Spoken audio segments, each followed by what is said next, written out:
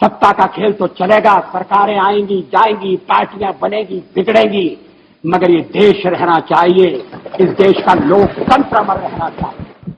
दोस्तों, आज हम बात करने वाले हैं श्री अटल बिहारी वाजपेयी के बारे में, जो इंडिया के पूर्व प्राइम मिनिस्टर भी रह चुके हैं और जिन्हें इंडिया का सबसे बेस्ट प्राइम मिनिस्टर माना जाता है। यह इंडिया के 3 बार प्राइम मिनिस्टर रह चुके हैं। सबसे पहले 1996 में 13 दिन के लिए, फिर उसके बाद 1998 में 13 महीनों के लिए, और फिर उसके बाद 1999 से 2004 तक इन्होंने अपनी फुल टर्म कंप्लीट की। और यह ऐसे पहले नॉन कांग्रेस प्राइम मिनिस्टर थे जिन्होंने अपनी फुल टर्म कंप्लीट की थी। और अगर आपको यह जानना है कि कोई प्राइम मिनिस्टर बेस्ट है या फिर नहीं, तो आपको इस पर ध्यान देना होगा कि उसने उसके शासन काल में कंट्री की बेसिक नीड्स को कितना ज्यादा पूरा किया और उसके शासन काल में कंट्री ने कितनी ग्रोथ दिखाई और किस किस सेक्टर में कितना कितना ग्रोथ दिया। तभी आपको पता चल पाएगा कि वह बेस्ट प्राइम मिनिस्टर है या फिर नहीं। तो आज हम आपको यही बताने वाले हैं कि अटल बिहारी वाजपेयी के सरकार में कंट्री ने किस किस सेक्टर में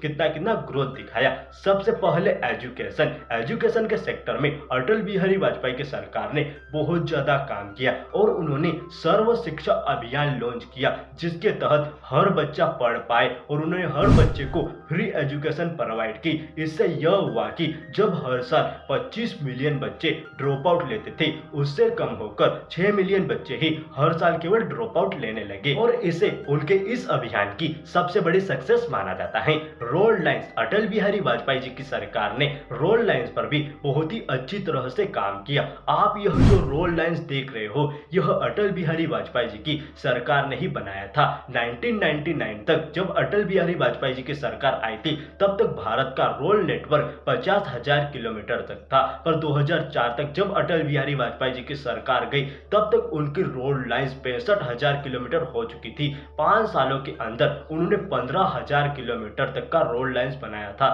तो आप इससे समझ सकते हो कि उन्होंने रोड लाइन को कितना ज्यादा डेवलप किया और उन्होंने शहरीकरण ही नहीं किया बल्कि ग्रामीणकरण भी किया। और उन्होंने ग्राम सड़क योजना लॉन्च की, जिसके तहत ग्रामों को भी शहरों से जोड़ा गया और शहरों को गांवों से जोड़ा गया, जिससे गांव के किसान शहर में जाकर अपनी चीजें बेच सकते थे और ज्यादा मुनाफा कमा सकते थे। और उनकी इस योजना के तहत गांव के किसान शहर में जाकर अपनी सब्जियां बेच सकते थे और ज्यादा मुनाफा कमा सकते थे। और इससे गांव का भी बहुत ज्यादा विकास हुआ और ग्रामीण सड़क योजना भी बहुत ही ज्यादा सक्सेसफुल साबित हुई। फॉरेन पॉलिसी, उनके शासनकाल में उन्होंने फॉरेन पॉलिसी को भी बहुत ही अच्छा कर दिया था और वह फॉरेन पॉलिसी को और भी बेटर बनाना चाहते थे। और उनके शासनकाल में अमेरिका के राष्ट्रपति भी भारत के दौरे पर आए थे और अटल बिहारी वाजपेयी भी अमेरिका के दौरे पर और पाकिस्तान के दौरे पर भी गए थे। और उन्होंने पंजाब से लाहौर तक बस सर्विस भी शुरू करवाई थी और वह पाकिस्तान से भी अच्छे संबंध रखना चाहते थे। पर पाकिस्तान कहां सुधरने वाला है, तभी उन्होंने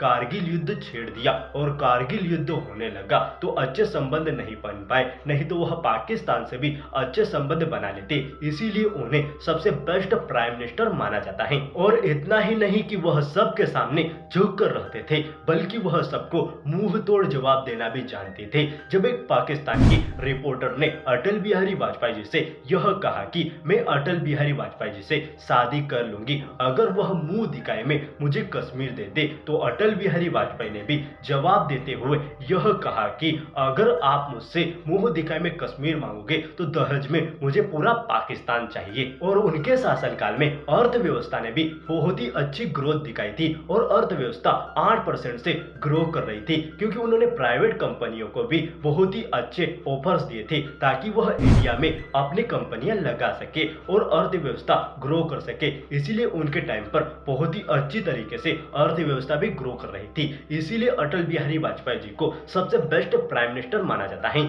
आपका इसके बारे में क्या कहना है, कमेंट में जरूर बताइएगा।